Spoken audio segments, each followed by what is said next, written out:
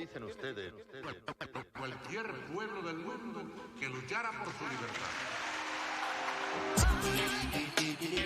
Llevamos mucho tiempo luchando y todos hemos perdido mucho. Prestemos atención. Ante todo, sobrevivid. No tenéis ni idea de lo importantes que sois y lo importantes que seréis todos y cada uno de vosotros. Si estáis escuchando esto, sois la Resistencia. 12:04, aquí seguimos en Radio Buñol, la 107.9, con el magazine cerca de ti y abriendo la sección a vista del 15M, hoy con el compañero José Guerrero en solitario. Ya sabemos que Cristóbal, bueno, pues no puede estar con nosotros. Buenos días. ¿Me escuchas? Sí, te escucho. Ah, perfecto. Bueno. Nada, en primer lugar quiero mandar un abrazo a mi compañero Cristóbal, que hoy no ha podido venir aquí, y le saludo desde aquí y espero estar a la altura de los programas que viene haciendo él, porque cuando yo no estoy está él solo, y yo hace un montón de tiempo que no estoy aquí en los micrófonos. Tú solo, es verdad. Yo solo, así que nada, vamos con ello. Bueno, como siempre, deciros que si después de casi 11 años dándoos la turra, contando sobre todo lo horrible que es este mundo bajo el yugo capitalista, si después de 11 años todavía nos seguís escuchando, sin duda soy la Resistencia. Así que nada, yo como cada jueves desde hace unas semanas, y hasta que me falle la fuerza, voy a decir lo de siempre al principio, ¿vale?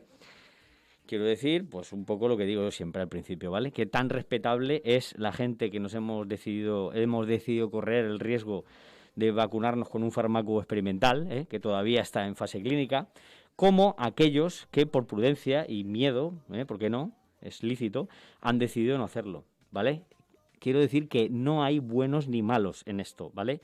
Que nadie tiene la culpa de que hayan muerto personas por el coronavirus. El que mata es el virus, no las personas, ¿vale? Dejemos de mirar al otro con recelo. Esté vacunado o no, sea inmigrante, ateo o religioso, por favor, no nos enfrentemos entre nosotras y nosotros. Se avecinan tiempos muy jodidos, ¿vale? Hay muchos millones de personas que llevan décadas sufriendo lo peor de este sistema. Ahora, bueno, pues nos está tocando a nosotras, por el modo de vida que llevamos, esas personas del norte global que, bueno, pues hemos vivido más o menos bien a costa del expolio de los países del sur. Así que ahora, pues el clima, el planeta, la crisis de los materiales, la crisis energética, y bueno, ya nos faltaba la pandemia, pues ha hecho que todo se precipite y que ahora ya empecemos a sentir un poco las miserias de este sistema en nuestras propias carnes.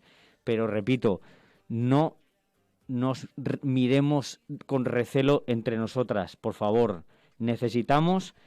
Vamos a tener que estar muy unidos para apañárnoslas. Y por eso preocupa tanto que tanta gente acepte, cuando no justifique, aberraciones como eso que llaman pasaporte COVID. Que, por cierto, nuestro molt honorable presidente Ximo Puig, a diferencia de otras comunidades que ya lo han abandonado porque científicamente no vale para nada, sino todo lo contrario, permite propagar más la enfermedad, aparte de que científicamente es una burrada, ya por vergüenza, ¿no? Cantabria, Asturias, Cataluña, otras comunidades y luego países enteros como Irlanda, Inglaterra, muchos países han abandonado ya esa barbaridad llamada pasaporte COVID.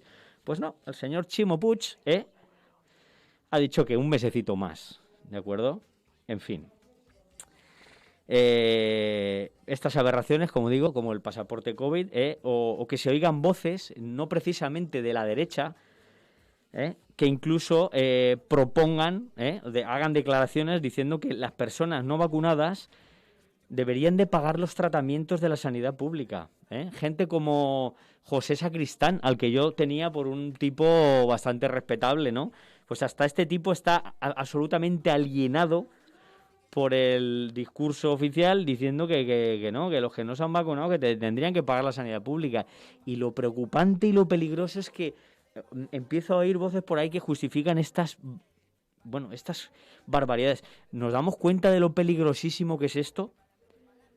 ¿Nos damos cuenta de que los seguros médicos privados se están frotando las manos con este tipo de declaraciones? Que encima no hace falta ni que vengan de la derecha, que es la que precisamente defiende una sanidad privada. La periodista del Diario Público, Ana Pardo de Vera, también muy respetada por mí, dijo algo parecido y yo dije, pero ¿cómo es posible? ¿Cómo es posible que estemos asumiendo estos discursos? Esto no, de verdad, no lo podemos permitir. Yo, desde aquí, desde este micrófono, ya digo, muchas veces Cristóbal y yo lo hemos dicho, no tenemos ni idea de cuánta gente nos escucha, si es mucha o poca.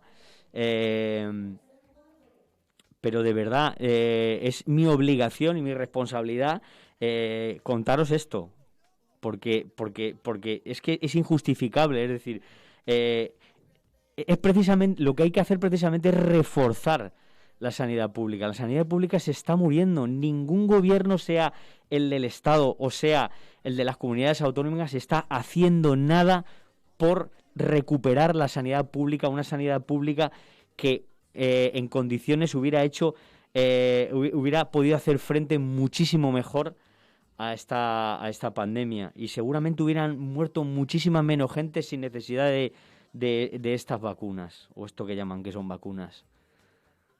Pero sin embargo se sigue dando miles de millones a las grandes farmacéuticas comprándoles vacunas que ya no valen para siquiera crear anticuerpos contra las variantes actuales.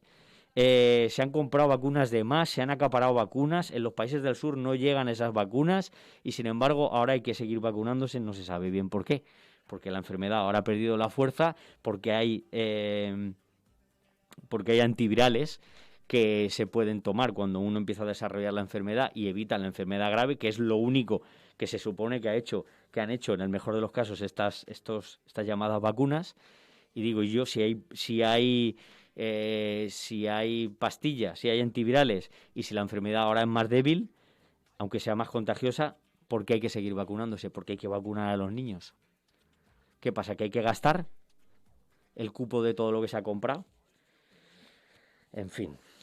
Luego hay otras cosas más absurdas todavía, que son disparates, como la mascarilla en exteriores, que por cierto vuelvo a mencionar al señor Chimo Puig, que a diferencia de otras comunidades que ya se están planteando abandonar ese disparate, Chimo Puig ha dicho que no, que de momento aún hace falta. Y digo, pero bueno, ¿cómo es posible que hayamos tragado con semejante gilipollez? Mira, os voy a decir una cosa. Se me ha olvidado, porque yo tenía pensado hacer un programa, quería hacer un experimento radiofónico conmigo mismo, ya que estoy solo, pero veo que primero se me ha olvidado comentároslo y segundo voy a ser incapaz de hacerlo, ¿vale? El experimento que quería hacer era hacer el programa hablando de la mayoría de las cosas que voy a hablar, que me ponen de muy mala leche, ¿vale? Entonces, como soy una persona muy visceral y me altero con facilidad, lo que quería era hacer un programa hablando de todas estas cosas, pero de una forma súper calmada, con una voz sosegada, con un ritmo pausado, algo parecido a lo que estoy haciendo ahora, pero me temo que no voy a poder. ¿Qué le vamos a hacer? Uno no puede a veces luchar contra su propia naturaleza. Bueno, estaba comentando el tema de las mascarillas, ¿vale? Las mascarillas, hubo un decreto, creo que fue el día 23 de diciembre o el día 24. Un decretazo el decreto del absurdo, ¿vale? Que volvía a, obligar a llevar mascarillas en exteriores. Una medida que se había levantado, creo recordar, en junio del verano pasado, 2021, ¿vale? Después de estar, pues eso, un año y pico llevando mascarillas hasta para ir a cagar. Perdónenme la expresión. Bueno, se volvió a poner este decreto que, por cierto, no está basado en nada, no hay ninguna evidencia científica. Es más, es un disparate científico obligar a la gente a llevar una mascarilla por la calle cuando va absolutamente andando sola. Ya no digamos cuando va por el monte o cuando va por... En fin, un absoluto disparate científico, pero bueno, como vivimos instalados en el miedo, en la obediencia ciega, no se sabe bien a quién, a qué expertos o a qué nivel superior, pues mira, la mayoría agacha la cabeza y obedece, ¿no? Me vais a permitir un chiste que vi en Twitter un poco escatológico, pero que me hizo mucha gracia, ¿no? El mismo día que se hizo el decretazo el decretazo disparate de las mascarillas, vi un Twitter que decía algo así como mascarilla en exteriores y condón para las pajas. Ya digo, perdónenme el chiste escatológico, pero me hizo reír. La verdad es que me hizo reír, ¿no? Bueno, yo creo que con este tipo de medidas me voy a meter un poco en política, pero luego me saldré para meterme en el bloque inicial de medio ambiente. Con este tipo de medidas absurdas y autoritarias, ¿vale? Llámese el pasaporte COVID, llámese las mascarillas en exteriores, llámese la criminalización de las personas que no quieren pasar por el aro. Bueno, este tipo de medidas represoras y autoritarias, en los gobiernos autonómicos como el que tenemos aquí, el señor Ximo Puig, el PSOE, el gobierno del Botánico, que aplauden también todo este tipo de... No solo el PSOE de Ximo Puig, sino también Compromís y no sé si también, aunque muy en minoría, Unidas Podemos. Este gobierno, que esta es su segunda legislatura, se está cubriendo de gloria con este tipo de medidas que no se basan en nada de la ciencia, cuyo objetivo no tienen más que coaccionar, segregar, discriminar y señalar y obligar a gente a que haga cosas estúpidas como llevar mascarilla por la calle. ¿Vale? Entonces, como es un gobierno que se ha instalado en una posición totalmente acientífica, que no tiene nada que ver con la ciencia, sino más con la represión y con el autoritarismo, pues está sirviéndole en bandeja. Fijaos lo que hemos sufrido aquí en la Comunidad Valenciana con 20 y tantos años del gobierno corrupto, ladrón y delincuente y criminal del Partido Popular. ¿Vale? Sabemos de sobra porque en estos micrófonos durante 11 años casi hemos estado denunciando las tropelías que ha hecho el Partido Popular en esta comunidad. A las pruebas me remito. ¿Cuánta gente ha entrado a la cárcel? ¿Cuánta gente no ha entrado a la cárcel y debería de haber entrado a la cárcel? ¿Y cuánta gente se ha salvado por el poder corrupto judicial que tenemos también, que hay que echarle de comer aparte, ¿vale? Bueno, pues el señor Ximo Puig y compañía, con esta gestión, no sé cómo llamarla, interesada, en el mejor de los casos, gestión interesada de parte de las multinacionales, de parte de los intereses económicos y en contra de las mayorías, pues se ha cubierto de gloria y lo que está haciendo es darle en bandeja el gobierno en las próximas elecciones del año que viene a las extremas derechas, ¿no? Al PP y a Vox, comportándose en ocasiones como lo harían ellas perfectamente, porque yo tengo muy claro que cuando vengan las derechas a gobernar, pues harán esto. Por mucho que ahora se empeñen en ponerse en contra de algunas de estas cosas, abanderando falsamente la bandera de la libertad, estos lo harían y lo harán. Por eso, los que hay ahora que van de progresistas, el gobierno más progresista de la historia, te impone unas políticas y unas medidas, pues que son más propias de aquellos contra los que se supone que están, ¿no? Esa oposición, ¿no? Así que nada, yo después de esta introducción y como estamos instalados en el miedo y en la obediencia ciega a este sinsentido, yo propongo una cosa. Vamos a desprendernos de esto estos, ¿no? De la obediencia ciega, del miedo, y vamos a empezar a vivir. Porque hay que empezar a vivir. No podemos seguir encerrados, con miedo en casa. Esto no se puede hacer, ahora esto aquí, esto allá. Vamos a ver una cosa. Tenemos ya mucha información después de 2 años. Sabemos lo que se ha demostrado científicamente que sirve para protegerse de contagiarse y lo que se ha demostrado que no sirve, por mucho que te lo digan por decreto. ¿Vale? Así que vamos a desprendernos de esto, del miedo, de la obediencia ciega, y vamos a empezar a vivir.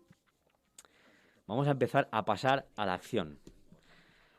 Porque la tregua, una tregua que llevamos ya las clases populares manteniendo, que solo nuestra parte, la parte de la mayoría popular, ha aceptado y ha mantenido durante casi 2 años, esa tregua tiene que acabar.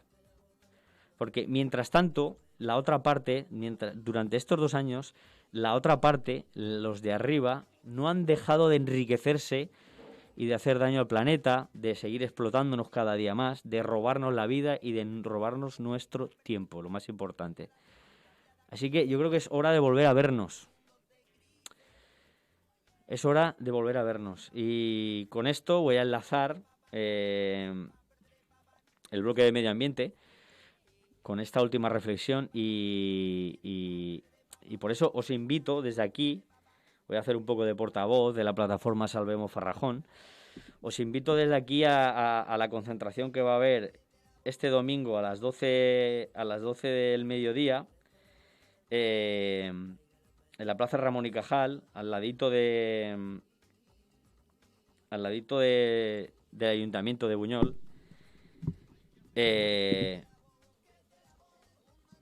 porque es una acción coordinada con muchos pueblos afectados, muchas zonas del País Valencià afectados por esta invasión, por esta depredación del medio rural por parte de las multinacionales de fondos buitre para acaparar tierras y sembrarlas de placas y de macroplantas fotovoltaicas y eólicas, amenazando sin duda la vida y la sostenibilidad de nuestros territorios, ¿no?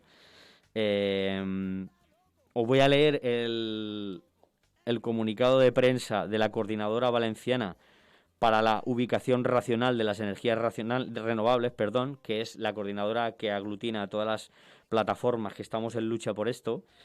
Y como hablaba, es hora de juntarnos, es hora de pasar a la acción, es hora de movernos, porque nosotros hemos estado muy, muy aislados, muy metidos en casa, muy obedeciéndonos todo lo que se nos decía, pero mientras tanto los de arriba seguían haciendo daño al planeta y seguían forrándose a costa de la vida. Entonces, la Coordinadora Valenciana, de la que formamos parte, la plataforma Salvemos Farrajón, dice así en su comunicado de prensa: el próximo domingo 6 de febrero, la Coordinadora Valenciana por la Ubicación Racional, ya nótese, esto es un apunte mío, nótese el nombre que tiene la Coordinadora Valenciana. No es una Coordinadora Valenciana que está en contra de las energías renovables, sino que es una Coordinadora Valenciana por la Ubicación Racional de las energías renovables. Bueno, ha convocado concentraciones frente a los ayuntamientos de una serie de poblaciones afectadas por la ubicación irracional de las macroplantas solares, grandes parques eólicos y otras infraestructuras eléctricas asociadas. Las protestas tendrán lugar en los municipios Alcalá, Cosebre, Alcira, Ayora, Borriol, Buñol, Camporrobles, Carcaixent, Catadau, Chella, Chiva, Elda, Petrer, Valldussó, Les Coves de Vinromà, Monóvar, Montesa la Costera, Requena, San Juan de Moro, Siete Aguas, Utiel, Vilafamés y Villar. Y hay otras muchas zonas y pueblos afectados que todavía no han aglutinado a tanta gente como para hacer una concentración, pero que sin duda están afectadas porque la invasión es horrible. Con estas movilizaciones se inicia una campaña que continuará hasta que el gobierno valenciano, del que hablaba antes también, manifieste voluntad de dialogar con los afectados por estas instalaciones industriales mal ubicadas, que están concentrándose en suelos no urbanizables del interior valenciano contra toda lógica y en perjuicio de las personas y del medio ambiente.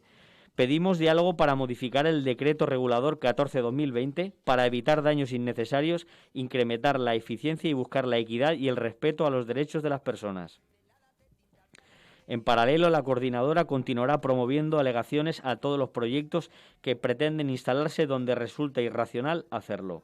Esta mala ubicación de la inmensa mayoría de proyectos es el resultado de una normativa que ha resultado ser un fracaso y un claro ejemplo de desorden territorial, planificación ineficiente y con resultados injustos e insostenibles. El decreto regulador puede mejorarse y cambiarse. Hay alternativas que pueden beneficiar al conjunto de la sociedad y evitar los graves impactos sobre la agricultura, el paisaje y el medio forestal que tendrán los proyectos que estamos conociendo y que constituyen un inaceptable atentado contra la biodiversidad, la sostenibilidad y el futuro de áreas rurales. Los actos consistirán en concentraciones ante los ayuntamientos donde existen movimientos sociales de contestación a esta normativa por los pésimos resultados que tiene. En cada municipio se desplegarán carteles y pancartas y se pedirá la ubicación racional de las energías renovables y la rectificación del decreto. Posteriormente se trasladará a los alcaldes esta reivindicación. Pediremos a los grupos políticos de los ayuntamientos que presenten mociones solicitando la modificación de aquellos artículos del decreto que vulneran la autonomía municipal. La coordinadora anuncia que nunca cesará de trabajar hasta que la Administración no acepte dialogar y rectificar en beneficio de todos los valencianos y en defensa del futuro de las renovables y de la sostenibilidad, que en definitiva es el objetivo de la transición energética justa, muy diferente al modelo que está siguiendo el Gobierno valenciano. Si una regulación resulta ser manifiestamente inadecuada e ineficiente, además de generar grandes perjuicios a la naturaleza y los habitantes de las comarcas de interior, debe cambiarse. Este es el comunicado de la coordinadora, que hemos trabajado entre todos los que formamos parte de la coordinadora. Y nada, desde aquí, pues animo a lo que decía antes, a pasar a la acción, a acercaros.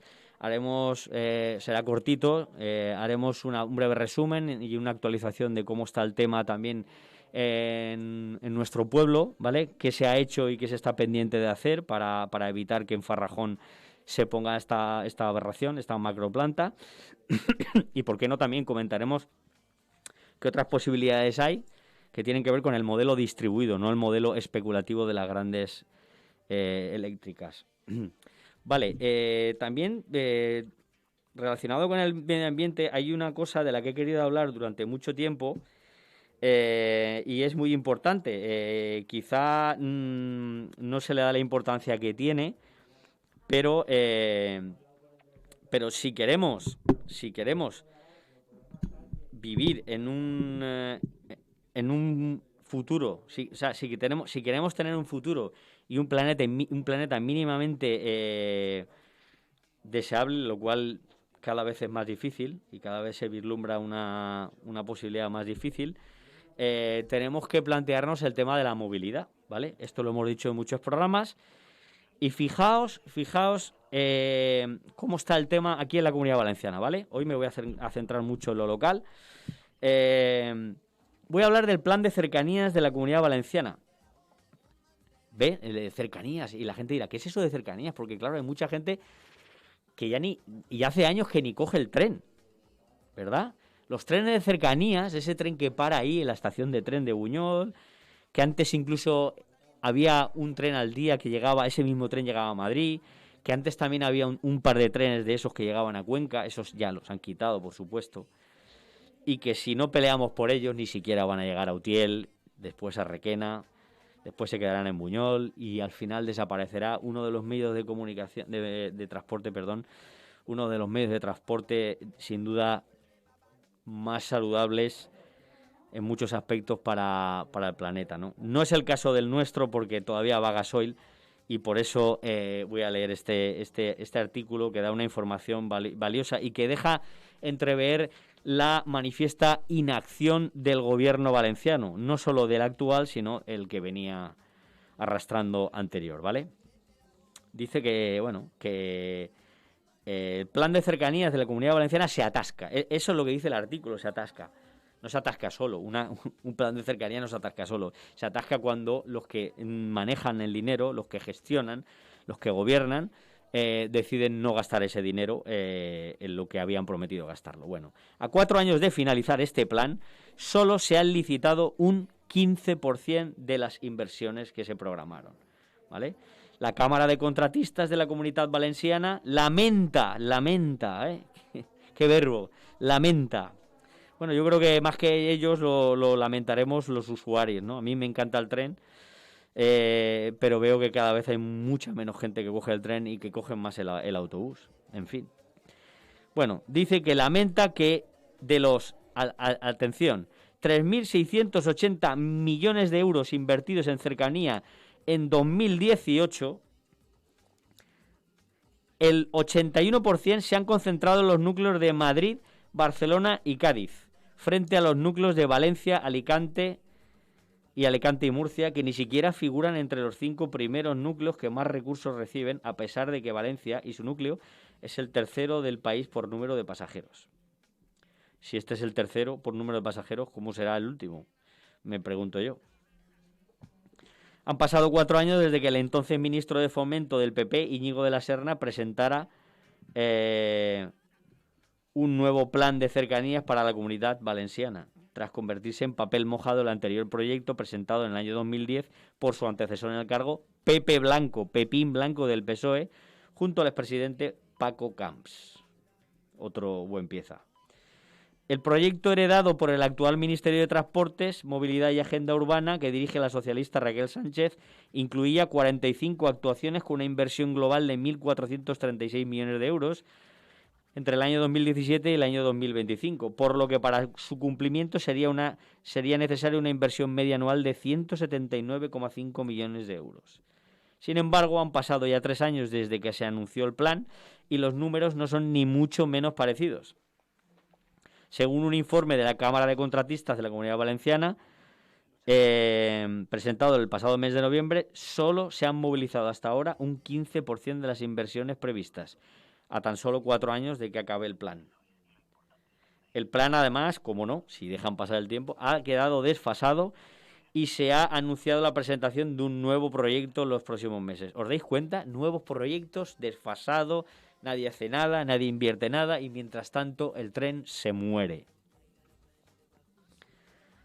Según el documento, de los 1.048 millones presupuestados con cargo a la Administración de Infraestructuras Ferroviarias, ADIF, destinados a estaciones y mejoras de infraestructura de seguridad y telecomunicaciones ferroviarias de cercanías, a día de hoy se han licitado unos 159 millones, de los cuales unos 120 corresponden a actuaciones en ejecución. Otros 6 millones corresponden a consultorías en fase de redacción de proyectos a muy largo plazo, creemos que es excesivo, y otros 33 millones se refieren a suministro de materiales a cargo de ADIF.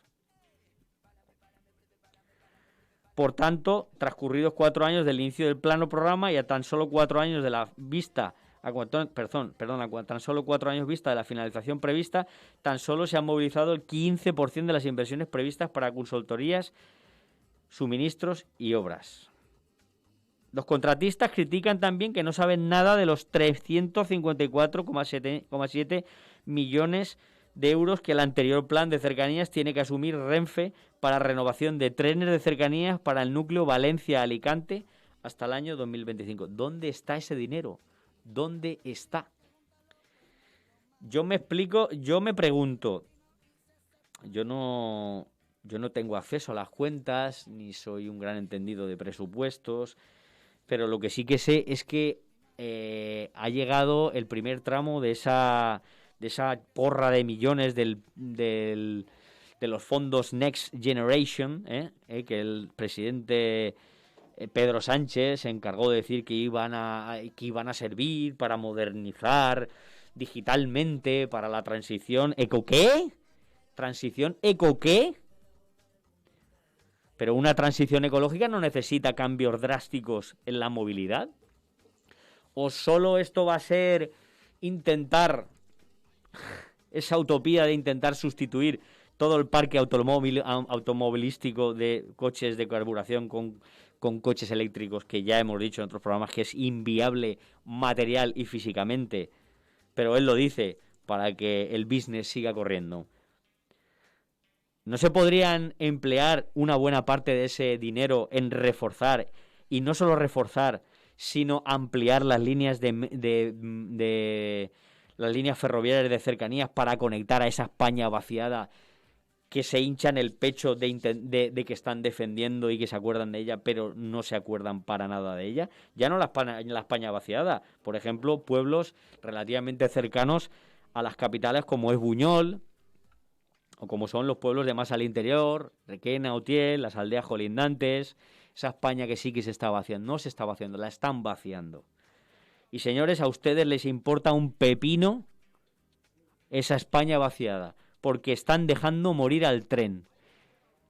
Los gobiernos anteriores, por supuesto, del PP, con las comisiones del Borbón, y los de ahora, siguen dando miles de millones y concesiones y tal al AVE. Un tren para ricos. Se han hecho kilómetros y kilómetros de líneas de alta velocidad cuando la gente de a pie no se puede permitir coger esos trenes. Y sin embargo, los trenes que sí que podemos y deberíamos utilizar, que son los de cercanías, los están dejando morir. Ustedes no tienen ganas de luchar contra el cambio climático, no tienen ganas de hacer una verdadera transición ecológica, no tienen ganas de luchar contra la despoblación en los pueblos del interior, porque no lo demuestran para nada con sus decisiones.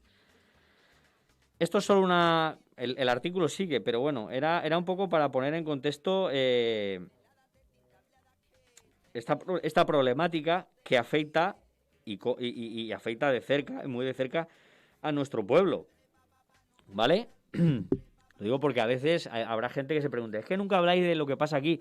Es que aquí está pasando una cosa de la cual en parte también somos culpables, porque preferimos llegar 20 minutos antes con el autobús que 20 minutos después por la vuelta que da el tren cuando llega primero a Sorolla y después acaba en la estación del norte. Entonces también en parte nosotros tenemos esa culpa porque hemos sucumbido a la trampa del tiempo. Es que no me puedo permitir tardar una hora con el tren, así que voy con el autobús que tarda 40 minutos. También podemos hacer cosas desde aquí nosotros. Bueno, más noticias de medio ambiente. La semana pasada comentábamos el terrible vertido de petróleo que ha habido en las costas de Perú. Bueno, pues parece ser que la gente de Perú y el gobierno de Perú se está rebelando y está diciendo: señores de Repsol, como no asuman sus responsabilidades y pongan todos los medios necesarios para la limpieza o intentar limpiar la mayor parte de lo que han provocado, les cerramos el grifo. Así que esa decisión valiente por la parte del gobierno de Perú de no permitir que ahí salga ni una gota más de petróleo hasta que la empresa Repsol pues se gaste la pasta y ponga todo lo menos necesario para ayudar a limpiar, que el grueso de la limpieza, por supuesto, la está asumiendo el pueblo, porque hay que recordar esa frase que a mí me encanta, que es que solo el pueblo salva al pueblo. Los pescadores, que son los más afectados, la gente de a pie, la gente indígena, la gente es la que se está remangando y está poniendo su vida en peligro por los gases tóxicos que emana el petróleo y está ayudando a limpiar aquella barbaridad medioambiental, ¿no? Hay una frase muy buena que dice: ha habido una concentración, una manifestación frente a la sede de Repsol en Madrid por este vertido, y en la cual gritaban: antes venían en carabelas, ahora con multinacionales, nada mejor dicho. Esta concentración reclama, por supuesto, y por supuesto reclama lo mismo que reclaman las buenas gentes del Perú, que se haga cargo de las compensaciones económicas pertinentes y que se revise la normativa para evaluar si la compañía puede seguir presente en Perú. Y propone, por supuesto, el boicot ciudadano a la empresa, ¿no? El boicot siempre ha sido y será una de las mejores herramientas que tenemos las clases populares. Más cosas. Las aerolíneas de bajo coste se alinean con Bruselas, con la Comisión Europea, ese organismo supranacional tan magnánimo, con las gentes de Europa, Esto es en modo irónico, por supuesto.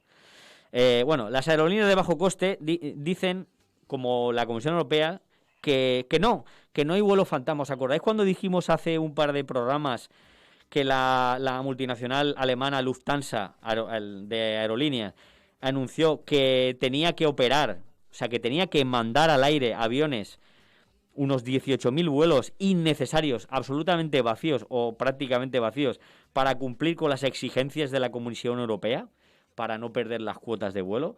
Pues la Comisión Europea ha salido al paso diciendo que no, que ninguna compañía aérea se ha visto en esa situación. Lo ha negado.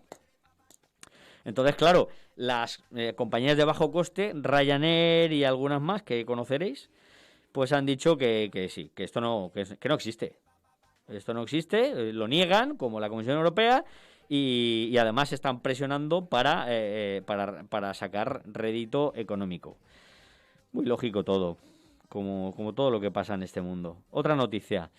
El gobierno australiano, ahora dice el gobierno australiano que va a invertir en la Gran Barrera de Coral antes de las elecciones. Esto es importante, ¿eh?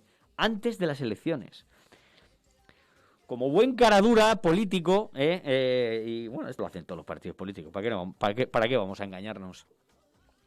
Ha dicho que, bueno, como se acercan las elecciones, pues resulta que hay un problemón, que es la Gran Barrera de Coral que se está blanqueando.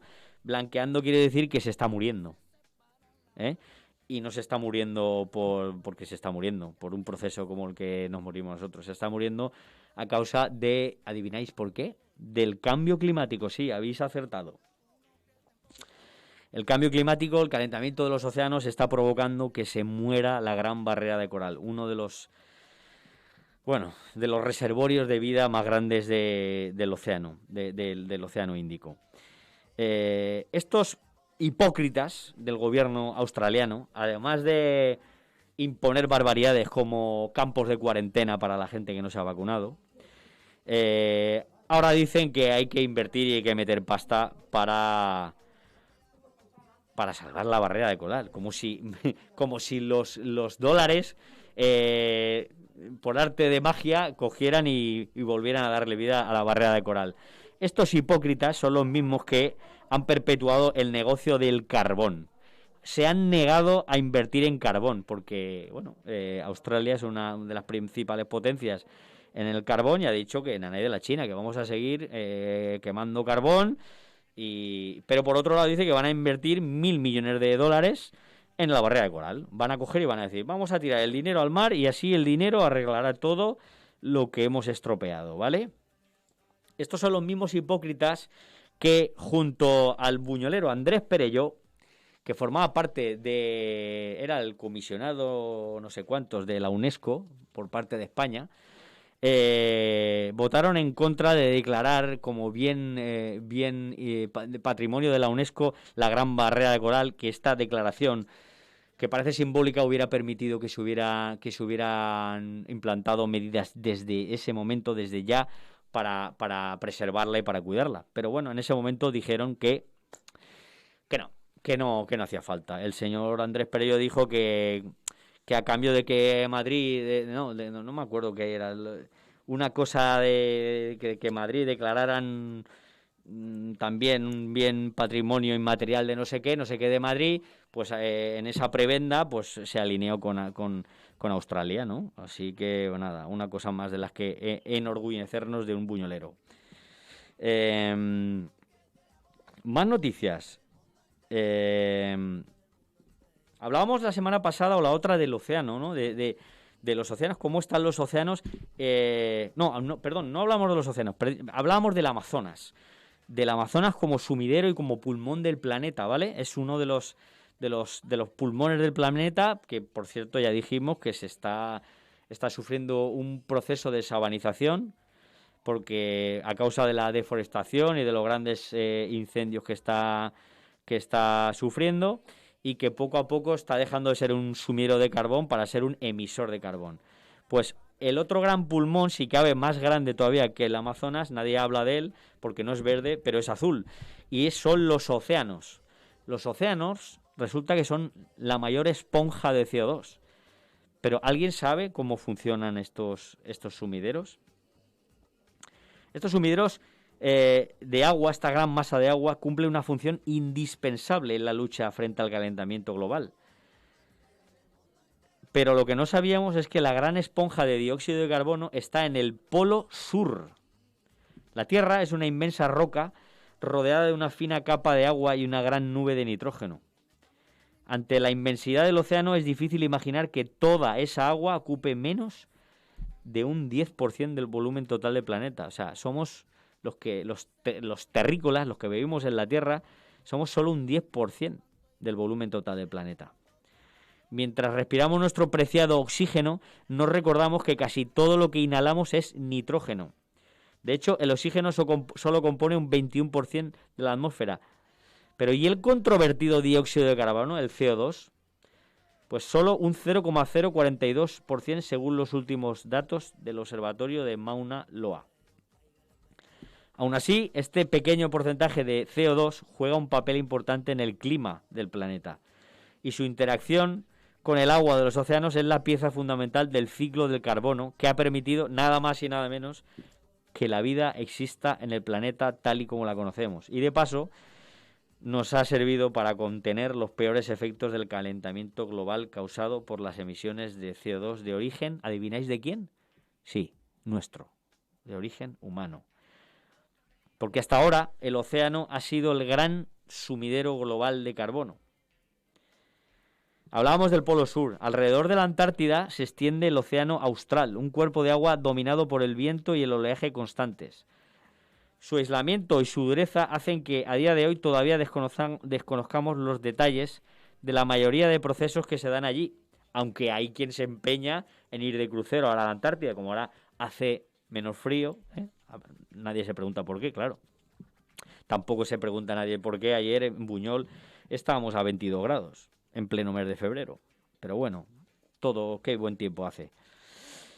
Bueno, son pocos los que se aventuran a tomar datos en las aguas del Antártico. Sabíamos que los océanos en general eran grandes sumideros de carbono, pero hasta ahora no sabíamos que la gran esponja de CO2 estaba en el Polo Sur. Porque claro, es que los del norte nos creemos que todo está aquí, todo lo bueno está aquí y todo lo que pasa, pasa aquí. Pero no, amigos míos, el planeta es muy grande. De los millones de toneladas de CO2 que nuestras fábricas centrales y vehículos emiten cada año, algo menos de la mitad se queda en la atmósfera. El resto es absorbido a partes iguales entre los océanos y la vegetación terrestre. De todo lo que entra por el sumidero marino, algo más del 40% lo hace a través de las aguas del Océano Austral. Sí, el del sur. No lo digo yo, lo dice un equipo de varios centros de investigación atmosférica de Estados Unidos. El océano Antártico es una vasta extensión de agua con un clima muy duro, lo que hace que sea bastante difícil de acceder a él por mar, sobre todo en invierno. Nosotros, los investigadores, usamos los datos recogidos en una serie de campañas aéreas. Descubrimos que existía una huella en el aire del intercambio de carbono entre la atmósfera y el océano. Midiendo el CO2 que falta en el aire, podemos medir cuánto ha absorbido el océano. Bueno, tampoco me quiero extender con esto. Quiero realmente explicaros con esto que el océano tiene un potencial enorme de absorber toda la porquería que exhalamos nosotros cuando tiramos nuestro aire, pero sobre todo toda la porquería que tiran las fábricas, los coches, los aviones, los barcos, que no pueden absorber, por ejemplo, la vegetación, porque cada vez hay más vegetación, porque cada vez deforestamos más y permitimos que haya incendios o megaincendios, ¿de acuerdo? Entonces, el océano es un sistema, el sistema marino es un sistema muy potente, capaz de absorber muchos gases de efecto invernadero, el CO2 sobre todo, pero tendrá un límite, está llegando a ese límite. Se están calentando los océanos y de ahí podemos ver consecuencias como la que os comentaba en la noticia anterior, que es la muerte de la gran barrera de coral en Australia. Así que fijaos si tiene importancia los océanos. Para terminar con el bloque de medio ambiente, porque quiero hablaros hasta que el poquito tiempo que queda de los animales humanos, quería traeros una frase de Asier Arias leí en un artículo que me gustó bastante, ¿no? Dice así, una frase, no es un fragmento de un artículo.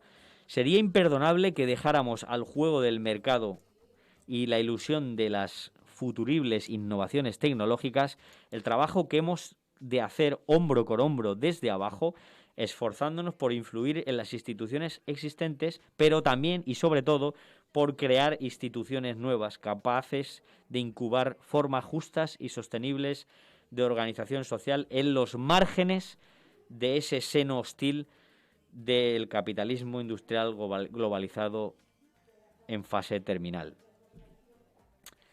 Y bien, vamos a comentar algo de los animalitos humanos porque hay mucho, pero bueno, a mí cada vez me dan menos ganas de hablar de esta gente.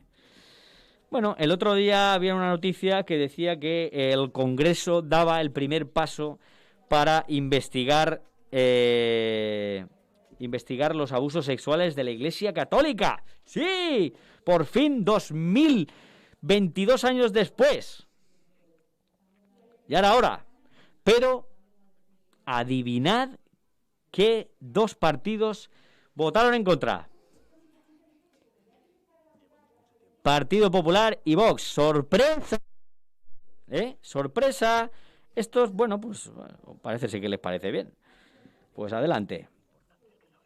También no quiero dejar de comentar una barbaridad que ya se ha dado y por desgracia parece que se va a reproducir con la connivencia, por supuesto, de los poderes judiciales y policiales, ¿vale?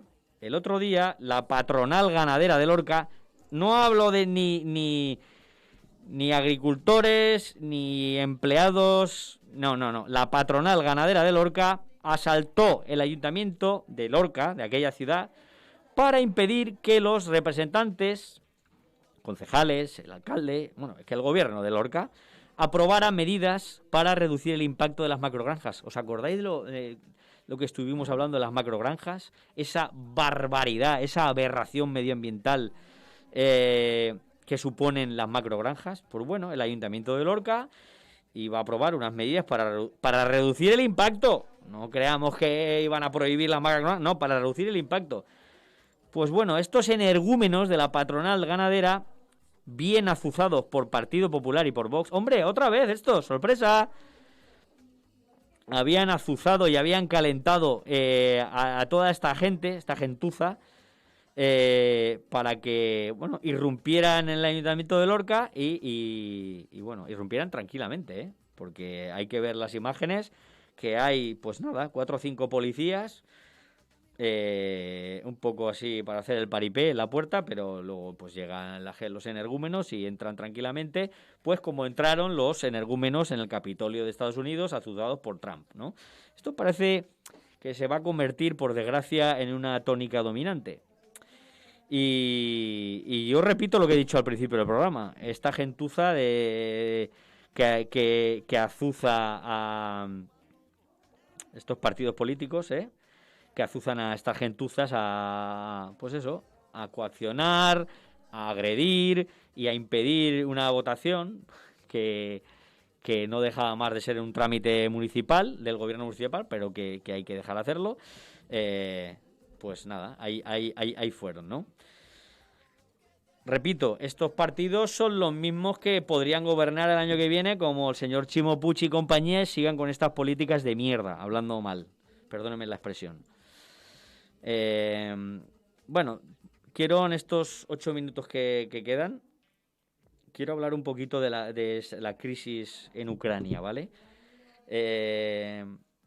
Yo no creo que vaya a haber una guerra, pero por supuesto, es lo que nos faltaría ya, una guerra ahora. Pero a mí me da mucha vergüenza ajena, lo tengo que decir, que el gobierno de este país, con Pedro Sánchez a la cabeza, hiciera el ridículo, porque hizo el ridículo enviando las tropas ahí, diciendo que nada, que España va para allá, que nada, que nuestro amo, el señor Joe Biden y Estados Unidos, ha dicho que no, que Rusia no puede hacer eso. Y yo me pregunto, ¿qué cojones, hablando mal, pintamos nosotros allí? ¿no? Eso es una discusión entre machos alfa, señor Putin, intentando que la influencia de la OTAN y de Estados Unidos no siga avanzando hacia el este, y Estados Unidos metiéndose otra vez donde no le llaman.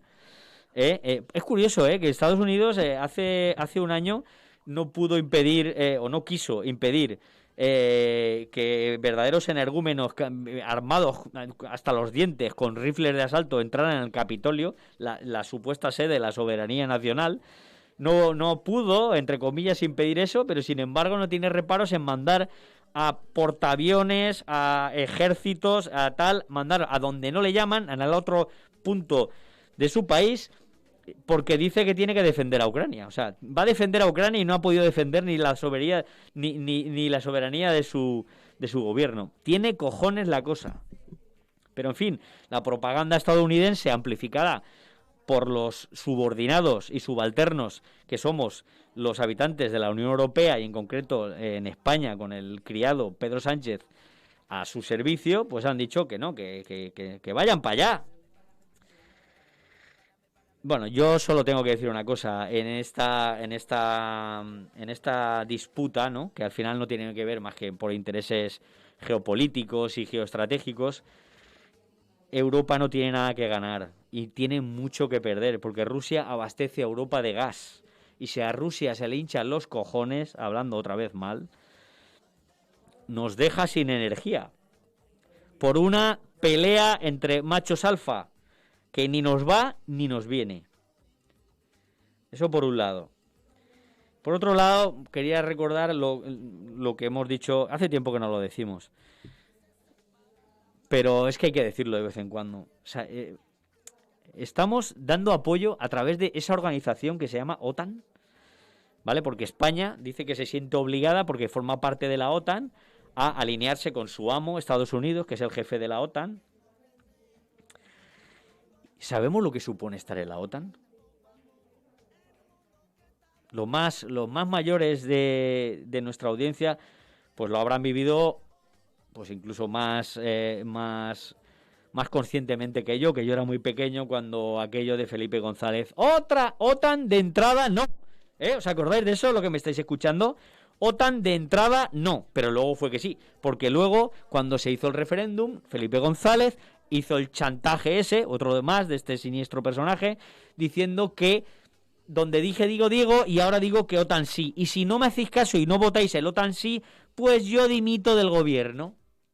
Y como en aquel entonces el PSOE estaba en pleno auge, tenía tantos diputados y era la fuerza que iba a sacar a España de aquella transición, en fin, y de la nueva democracia española, pues es verdad que no fue tampoco un referéndum que ganó el sí por mucho. Hay quien dice, por cierto, que no está nada claro el resultado. Pero bueno, la cuestión es que el señor Felipe González, a través de un chantaje hacia sus votantes, dijo que sí, que había que ir a la OTAN. Y ahí estamos.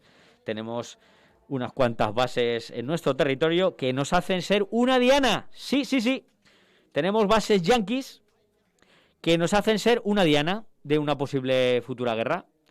Sí, para eso nos sirve la OTAN, para ser una diana de pepinos nucleares, y si algún día se desmadra el mundo, pues aquí somos una diana, gracias a Felipe González y a los que votaron OTAN sí. ¿Y para qué? Pues para nada.